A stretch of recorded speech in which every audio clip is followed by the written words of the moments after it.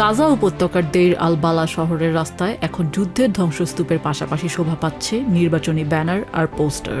শনিবারের এই নির্বাচনের মাধ্যমে 2006 সালের পর প্রথমবার গাজার কোনো অংশে ভোটাধিকার প্রয়োগের সুযোগ পাচ্ছেন প্যালেস্টিনিয়ানরা। অবরুদ্ধ এই জনপদে দীর্ঘ 2 দশকের রাজনৈতিক স্থবিরতা কাটিয়ে ভোট দেওয়ার সুযোগ আসায় সাধারণ মানুষের মাঝে কাজ করছে এক অন্যরকম উত্তেজনা। 20 বছরের মধ্যে প্রথমবার আমি এমন এক অনুভূতি নিয়ে ভোটের অপেক্ষায় আছি। জন্মের পর থেকে শুধু নির্বাচনের কথা শুনেই এসেছি, কিন্তু পরিস্থিতির কারণে তা দেখিনি। এবার আমরা আমাদের উপর চাপিয়ে দেয়া বাস্তবতা পরিবর্তনের লক্ষ্যে উৎসাহ নিয়ে ভোট দিতে যাব।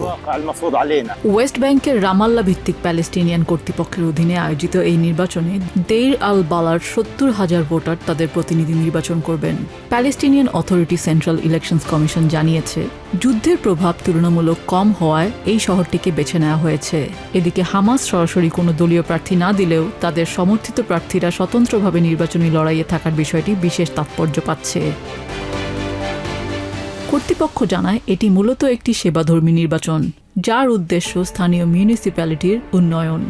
দেইর আল বালার ভোটাররা তাদের শহরের জন্য 15 সদস্য বিশিষ্ট একটি নতুন কাউন্সিল নির্বাচন করবেন। এবারের নির্বাচন হবে ওপেন লিস্ট পদ্ধতিতে। যে 15 জন কাউন্সিল সদস্য হিসেবে নির্বাচিত হবেন তারা নিজেদের মধ্য থেকে একজনকে মেয়র হিসেবে নির্বাচিত করবেন। শহরের উন্নয়ন এবং দৈনন্দিন সমস্যা সমাধানের জন্য এই প্রতিনিধি দল কাজ করবে। দেইর আল বালাহতে নির্বাচন করার প্রধান উদ্দেশ্য হল প্যালেস্টিনিয়ান ভূখণ্ড এবং রাজনৈতিক ব্যবস্থার ঐক্য বজায় রাখার বার্তা দেয়া। ওয়েস্ট ব্যাংকের সাথে একই সময়ে গাজার একটি শহরে নির্বাচন অনুষ্ঠানের মাধ্যমে আমরা রাজনৈতিক সংহতি প্রকাশ করছি। এই নির্বাচন গাজাবাসীর জন্য শুধু প্রতিনিধি বাছাই নয়, বরং রাজনৈতিক মুক্তির একটি পথ।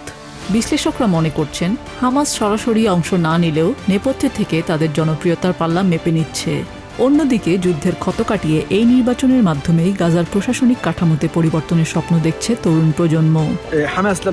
হামাস বর্তমানে অত্যন্ত কঠিন পরিস্থিতির মধ্য দিয়ে যাচ্ছে। তারা জনগণের ইচ্ছার বাইরে যেতে চাইছে না। আমার ধারণা তারা এই নির্বাচনে জয়ী হওয়ার বিষয়ে আত্মবিশ্বাসী, কারণ কিছু প্রার্থী পরোক্ষভাবে তাদের হয়ে কাজ করছে।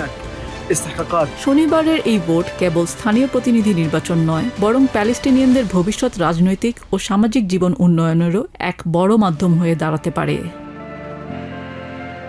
নিজিয়া জামি, TBN 24 news desk. New York থেকে সম্প্রচারিত TBN 24 টেলিভিশন বিশ্বজুড়ে বাঙালির কণ্ঠস্বর।